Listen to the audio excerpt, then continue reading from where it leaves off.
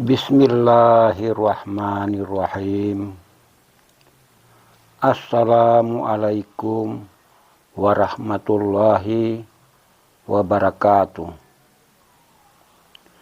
Salam sejahtera bagi seluruh alam.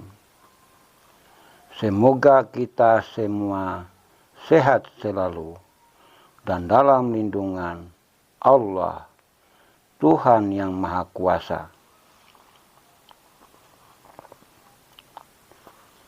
Pada video kali ini, kita akan membahas tentang sosok Satyo Piningit yang akan muncul di akhir zaman. Satyo Piningit sebenarnya hanyalah sebuah nama atau gelar yang ditujukan pada seseorang yang berhati suci dan yang memiliki sifat-sifat yang mulia, di mana sifat-sifat ini hanya ada pada diri Satyo Piningit yang memiliki keilmuan yang sangat luas. Bukan hanya sekedar ilmu dunia, akan tetapi ilmu ketuhanan pun itu yang paling penting dan yang paling utama. Sekalipun beliau sangat mengutamakan ilmu gaib atau ilmu rahasia, namun sifat-sifat beliau sebagai manusia, beliau tidak meninggalkan urusan dunia demi untuk mencapai tujuan yang mulia. Satyo Piningit memang tidak bisa diketahui di mana dia berada. Kenapa beliau belum juga muncul?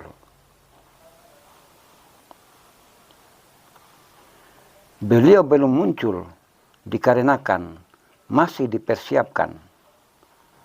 Tugas yang diembannya sangatlah berat. Dari sekian banyak manusia di muka bumi ini, namun hanya beliau yang diberi kuasa, hanya beliau yang diberi amanah, dikarenakan beliau yang mampu yang menjalankan amanah itu. Karena keadaan dunia ini yang sudah sangat mengkhawatirkan, butuh perubahan, butuh perbaikan. Tujuannya adalah untuk menyelamatkan umat manusia dan makhluk lain yang ada di muka bumi ini dari segala macam godaan yang membuat diri manusia terjebak dalam penderitaan. Sebab kebahagiaan itu bukan diukur dari materi, harta yang melimpah, pangkat dan jabatan. Bukan itu yang membuat manusia itu selamat dan mendapatkan kebahagiaan di dunia ini. Akan tetapi, kebahagiaan itu adanya di kalbu atau di hati, yang tidak bisa diungkap dengan kata-kata. Itulah kebahagiaan yang hakiki, kebahagiaan yang sejati, hanya bisa dirasakan oleh yang bersangkutan.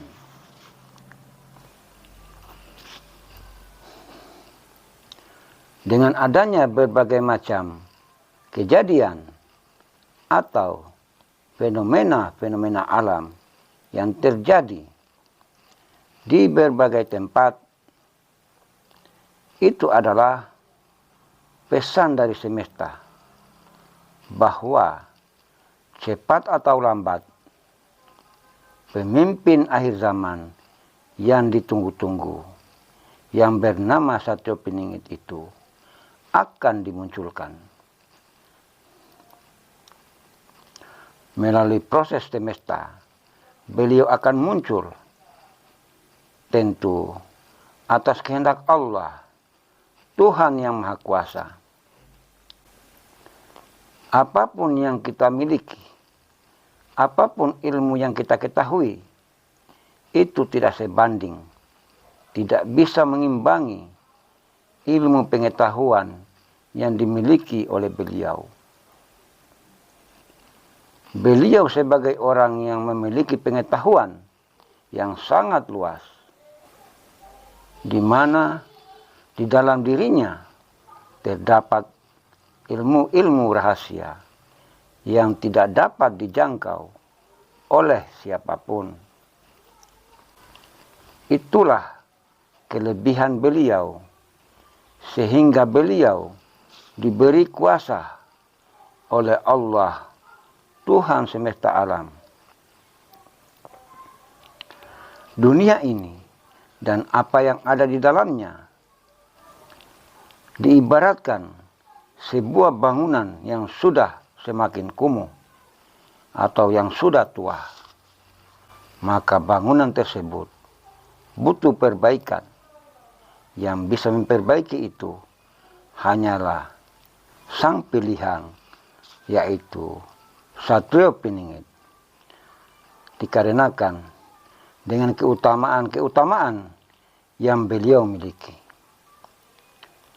Apa yang beliau hajatkan, apa yang beliau inginkan, senantiasa dikabulkan oleh Allah, Tuhan yang Maha Kuasa. Allah sebagai Tuhan semesta alam yang mengendalikan alam semesta ini, baik di bumi maupun di langit. Kejadian atau fenomena-fenomena alam yang terjadi di berbagai tempat ataupun kekacauan politik yang terjadi itu, kita manusia biasa tidak akan bisa mampu memperbaikinya atau dengan kata lain mengatasinya. Sekalipun pengetahuan kita luas, sekalipun ilmu kita sudah begitu tinggi, namun kita ditakdirkan sebagai manusia biasa, bukan siapa-siapa. Hanya Satrio Piningit yang diberi kuasa, diberikan mandat yang bisa memperbaiki apa yang sedang terjadi. Maka itu ada baiknya kita mempersiapkan diri untuk menyambut kedatangannya, karena bila saatnya akan tiba, hanya amal perbuatan, hanya amal soleh yang bisa menolong kita. Apakah kita berada di jalan yang lurus atau kita berada di jalan yang salah. Ketika kita belum ada di dunia ini, kita tidak tahu di mana kita berada sebelumnya. Kenapa kita tiba-tiba kita dilahirkan di dunia ini? Setelah di dunia ini, berbagai macam cobaan dan tantangan, baik itu cobaan dunia yang datang silih berganti, cobaan dan rintangan selalu datang menghadang. Kalau menurut saya secara pribadi, karena kita hidup di dunia ini, ada yang mengendalikan. Dengan kata lain, ada yang mengatur, ada yang mengawasi kehidupan ini. Kita tidak punya kemampuan apa-apa. Ada yang mengawasi, yaitu Allah, Tuhan semesta alam. Namun, nama yang bernama Allah itu tidaklah cukup hanya kita dengar, kemudian kita meyakini itu. Itu tidak cukup. Kita seharusnya menggali, mencari siapa yang bernama Allah itu. Kalau hanya nama yang ada dalam pikiran kita, anak kecil pun bisa. Olehnya itu, bagi kita yang memiliki akal dan pikiran sebagai orang dewasa, wajar bila kita mencari dan menggali siapa diri kita dan siapa yang bernama Allah, Tuhan semesta alam itu. Banyak yang mengabaikan hal ini dikarenakan mereka telah diperdayakan oleh kesenangan dunia, kesenangan yang menipu, kesenangan yang palsu. Mereka telah dikuasai oleh hawa nafsu yang membuat mereka terjebak. Sekalipun mereka memiliki kemewahan, pangkat dan jabatan, pada hakikatnya itu adalah jebakan yang membuat mereka lupa dan tidak lagi mengenal siapa diri dan siapa yang bernama Allah itu. Memang Allah itu sesuatu yang sangat misteri, lebih misteri daripada keberadaan satu peningit yang kita tunggu-tunggu. Namun, bila kita bersungguh-sungguh, insya Allah, hidayah itu akan kita dapat. Dan kita akan dibimbing langsung oleh dirinya, yang bernama Allah, Tuhan semesta alam. Kita akan diarahkan kepada sesuatu pengetahuan yang tidak pernah dilihat oleh mata, tidak pernah didengar oleh telinga. Itulah ilmu rahasia yang tidak bisa dibuka oleh siapapun. Hanya melalui petunjuk dan hidayah, rahasia-rahasia itu akan terbuka. Akan terbuka dengan sendirinya. Atas izin Allah, Tuhan semesta alam. Maka kita mulai sadar, kita ini siapa? Siapa kita ini? Dan siapakah yang bernama Allah, yang selama ini hanya kita sebut-sebut namanya? Kiranya, apa yang menjadi pembahasan pada video pendek ini, mudah-mudahan kita selalu diberi kesehatan, diberi keselamatan, dimudahkan dari segala urusan, dan semoga kita selalu berada di jalan yang diridhoinya.